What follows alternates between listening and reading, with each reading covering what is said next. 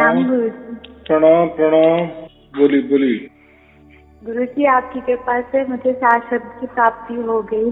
अरे वाह, बहुत अच्छे बहुत अच्छे। बस आप अपना ऐसी आशीर्वाद बनाए रखिए।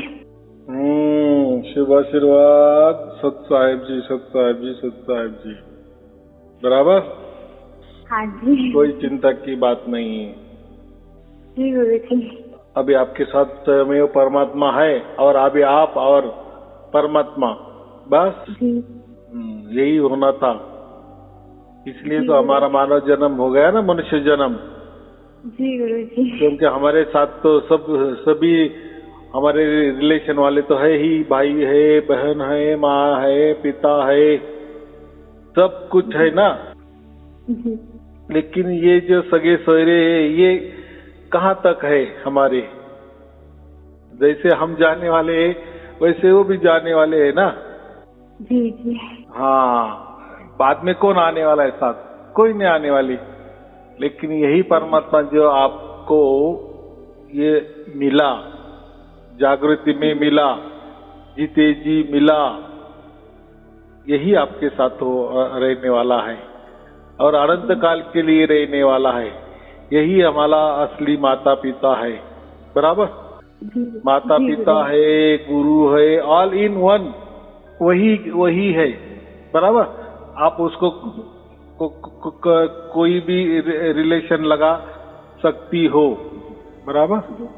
हाँ, इतना सहज बात है। जी। तो कितनी खुशी होनी चाहिए। अभी उल्टा आनंद उत्सव मनाना चाहिए कि नहीं? बिल्कुल। हाँ, पूरी तरह से आनंद में हूँ। हाँ, तो परमात्मा का दूसरा नाम ही परमानंद है ना। जी बिल्कुल। हाँ, तो ये जो हमारे भौतिक आनंद जो है, लौकिक आनंद जो है, सांसारिक जो आनंद है, प्राकृतिक जो आनंद है, उससे वो भिन्न आनंद होता है, वो परमानंद होता है। ये आनंद की तुलना और वो आनंद की तुलना नहीं की जा सकती। हम क्या करते हैं, ये आनंद की तुलना वो आनंद से करते। जैसे ये आनंद हमें मालूम है तो इसका 100 गुना वो आनंद होगा, तो ये ऐसी बात नहीं होती। बराबर। ये प्रकृति का आनंद और वो परमानंद, ये अलग ही बात होती है। जी। ये जैसे जैसे हमको परमात्मा का रिझाव होता है ना, वैसे वैसे हमारी बुद्धि भी विशाल हो जाती है। बराबर। और हमें सब समझ में आ जाता है धीरे धीरे। और जो भी समझ में आता है वो प्रकृति के परे वाला समझ में आ जाता है। क्योंकि प्रकृति ज्ञान के लिए तो परमात्मा की कोई जरूरत नहीं होती। वो तो हमने अभ्यास भी किए तो प्राप्त हो सकता है ना। जी।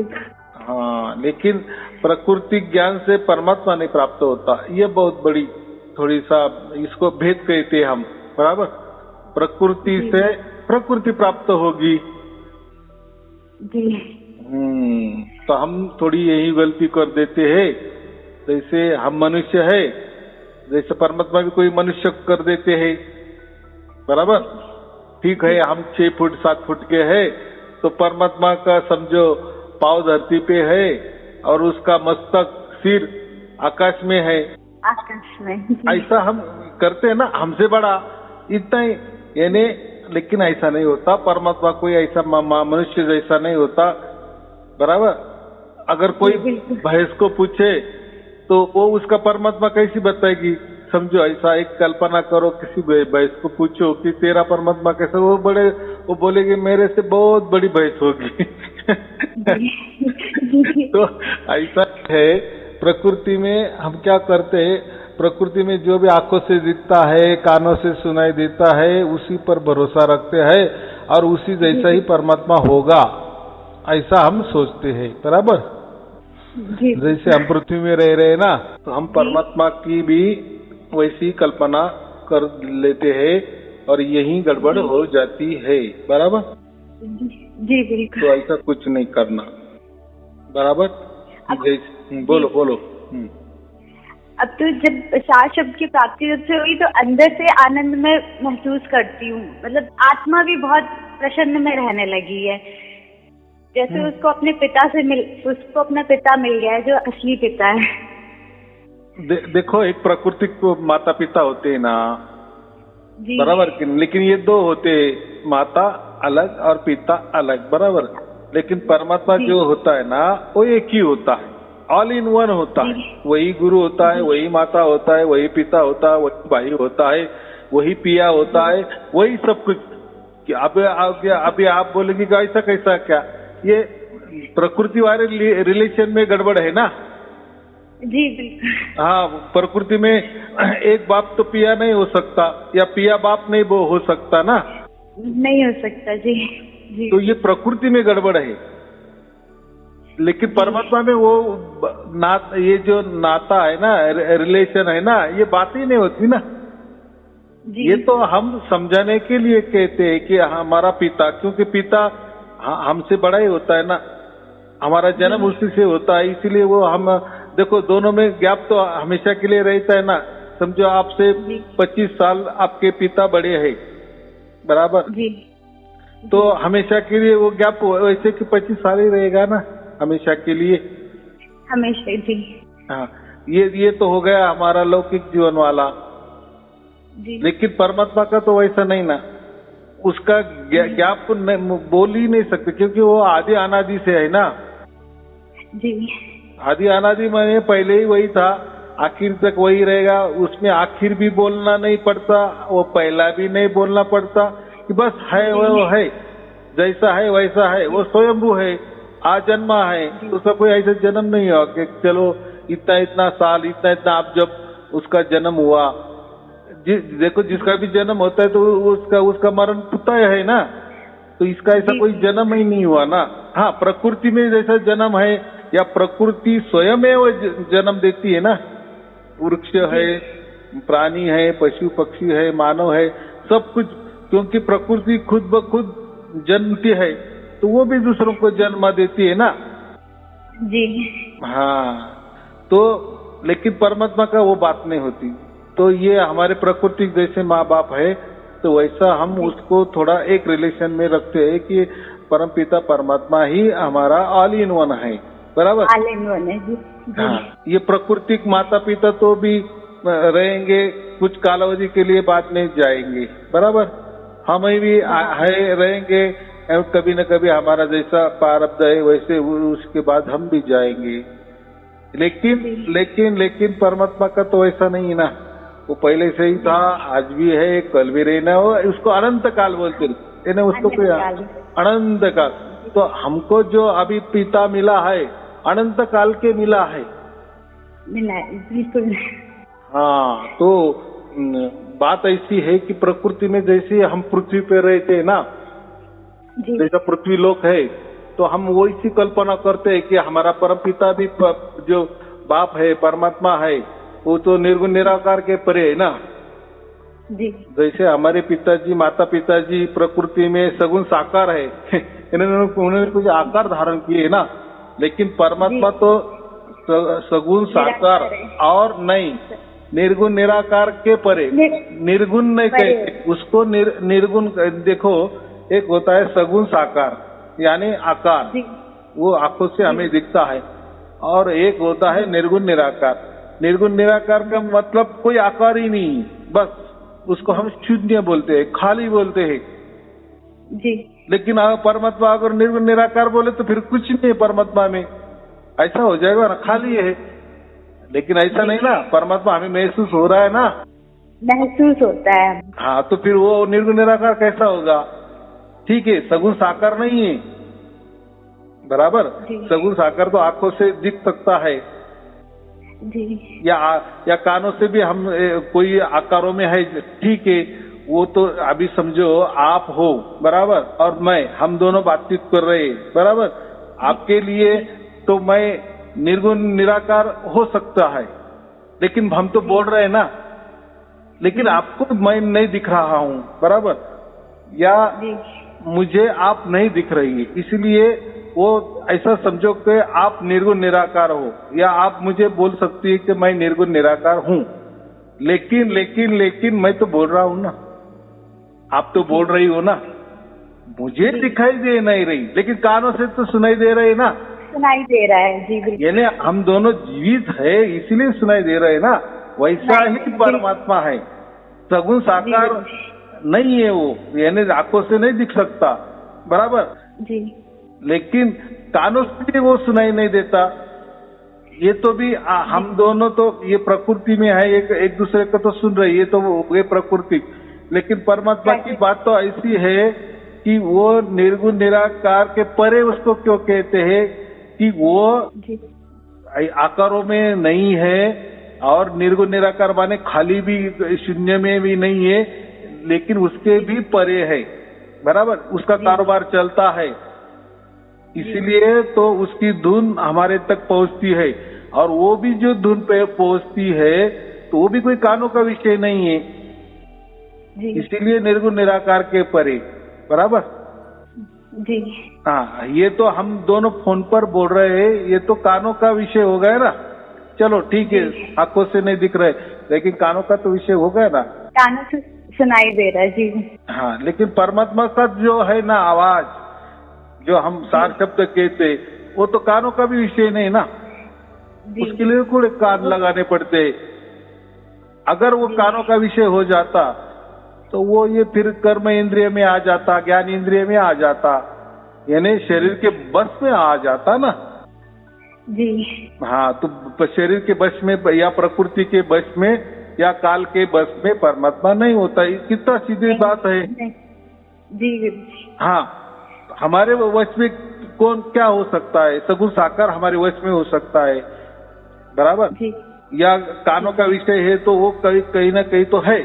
आप जो बोल रही है यानी कहीं ना कहीं से तो भी आप जिंदा हो और कहीं से भी बोल रहे, ठीक है, मुझे नहीं दिखाई दे रहा है कि, या मैं आपको नहीं दिखाई दे रहा, लेकिन है, यानी केवल कानों से विषय, यानी आप प्रकृति में जरूर हो, बराबर। मैं गारंटी के साथ कह रहा हूँ कि आप ये पृथ्वी पर हो, कहीं न तो भी है, इसलिए आप बोल रही हो, बराबर जी। ये कितना सहज बात है।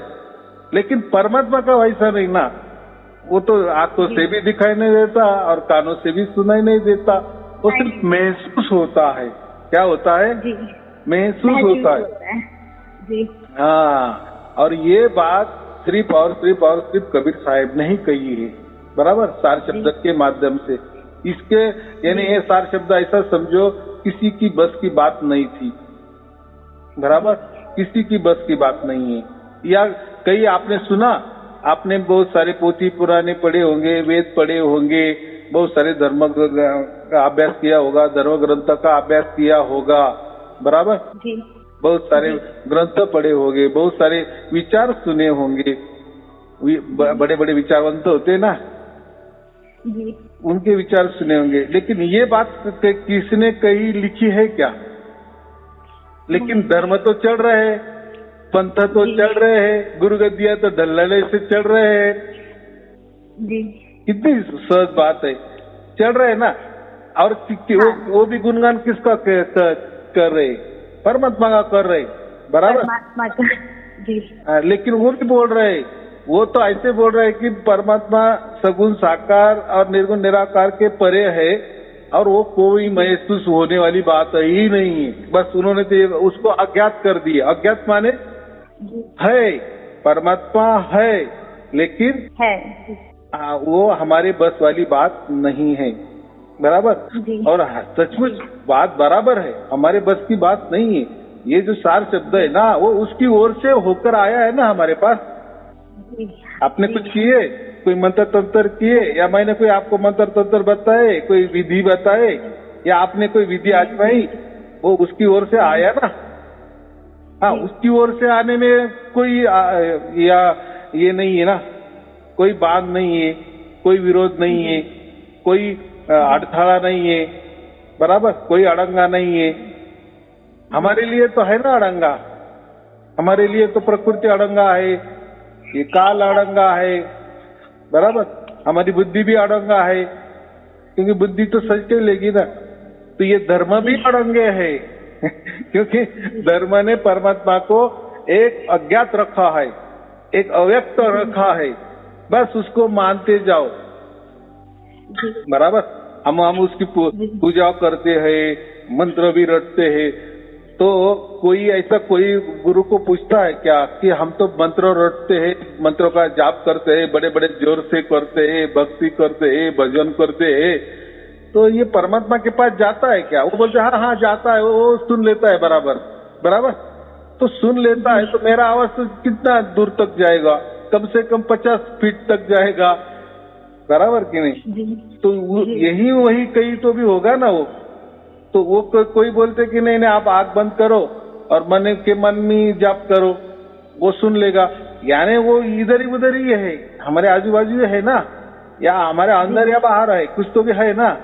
इसलिए तो मंत्र हमसे जपवा लेते हैं, भक्ति करवा लेते हैं, हम परमात्मा के भजन करते हैं, पूजन करते हैं, या कोई पोथी पुराने चलती है ना, पंडालों में रामायण कथा चलती है, भागवत कथा चलती है, बहुत सारे पाठ होते हैं, करते हैं ना, चल रहा है ना दलड़े से।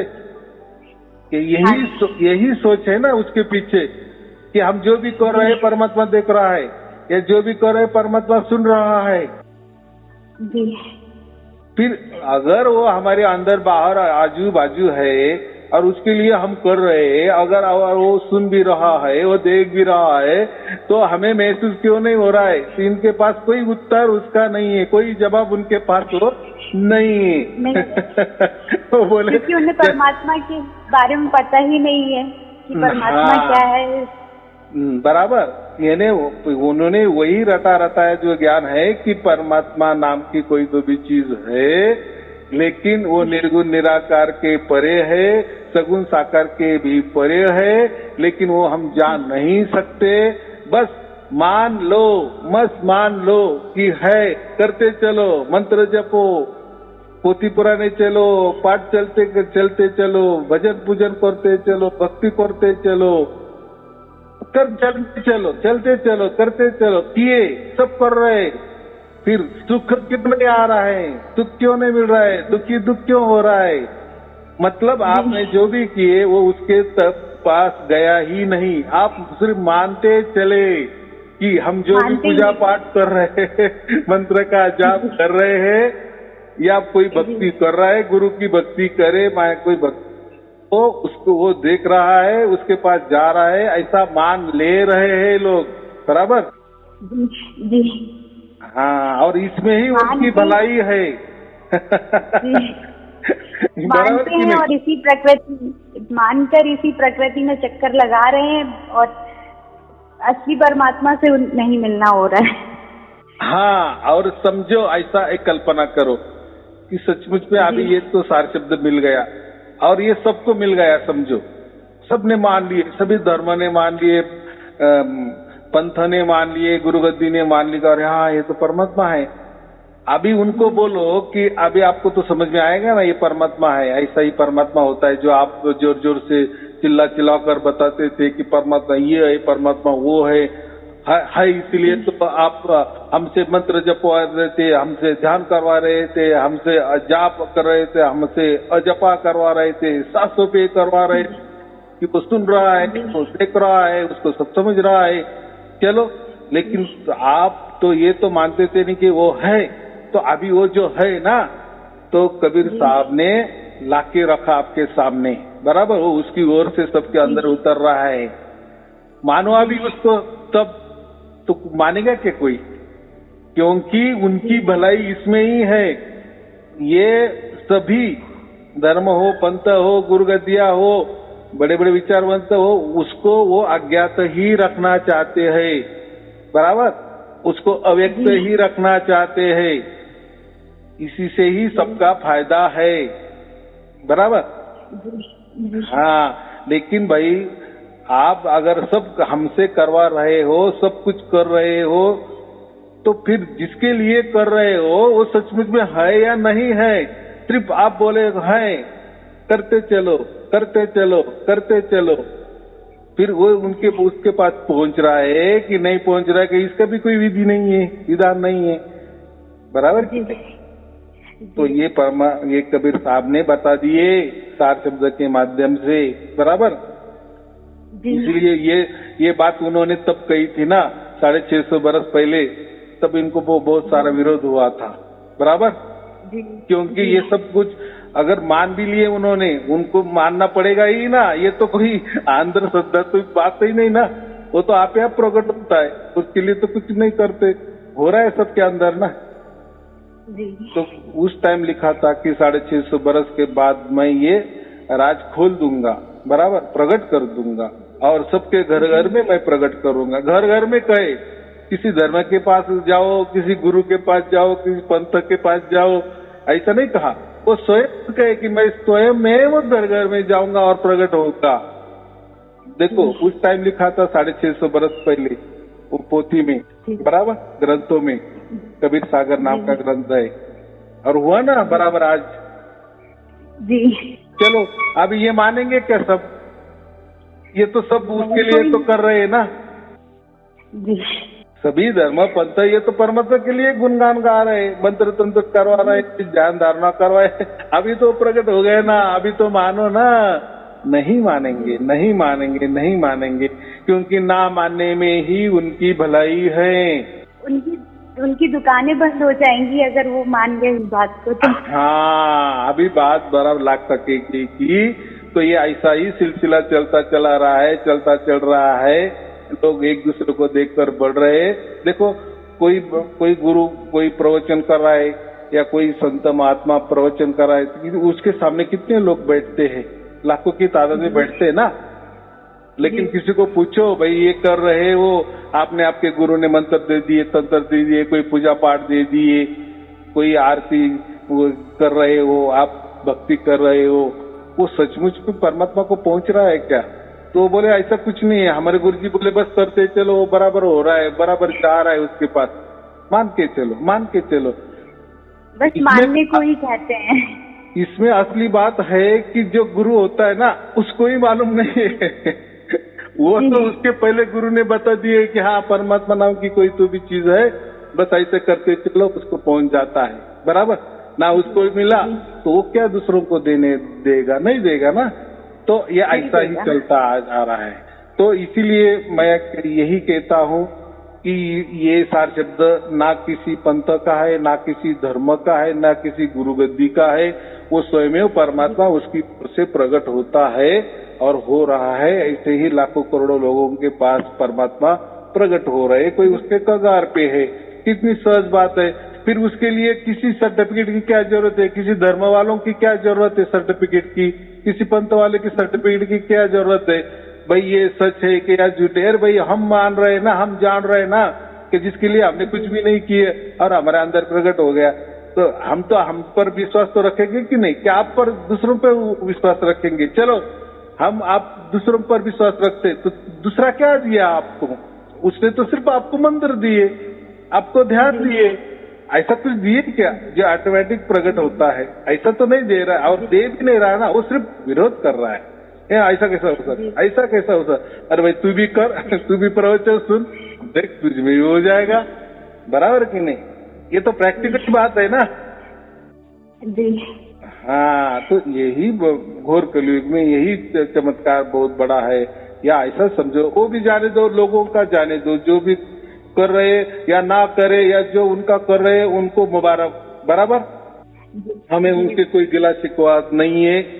वो जो भी किसी धर्म को मान रहे, पंथों को मान रहे, गुरु को मान रहे, गुरु गद्दी को मान रहे, परंपरा को मानते जा रहे, कोई विचार उन्होंने पाल रखा है, कोई कल्पना, वो उसमें डूबे रहे, हमें क्या लेना देना? क्योंकि हम अकेले आए हैं और अकेले जाने वाले हैं, और अकेले का हिस्सा होने वाला है, बराबर। हाँ, तो हमारे लिए हमारा परमात्मा जरूरी है, बराबर। जो हमने प्राप्त किए जीते जी, बस हो गया कल्याण हमारा। बाकी क्या करना है दूसरों का? हमारा भाग्य हुआ, हमारे अंदर परमात्मा प्रकट हो गया। परमात्मा अगर उसके वचन पे जाग रहा है, उसके वचन के मुताबिक हमारे अंदर प्रकट हो गया, हमारे लिए, हमारे परिवार के लिए, या हमारे समाज के लिए, या जिस धरती पे हमने जन्म लिए उसके लिए बहुत हो गया, बराबर। जी जी। आपके आशीर्वाद से हमारे पूरे परिवार को सार शब्द की प्राप्ति हो गई है, और सभी मतलब बहुत ही आनंद में महसूस करते हैं सब, बहुत अच्छे से। जो समस्याएं आती थी वो समस्याएं भी अब धीरे धीरे उनका भी निवारण होता जा रहा है।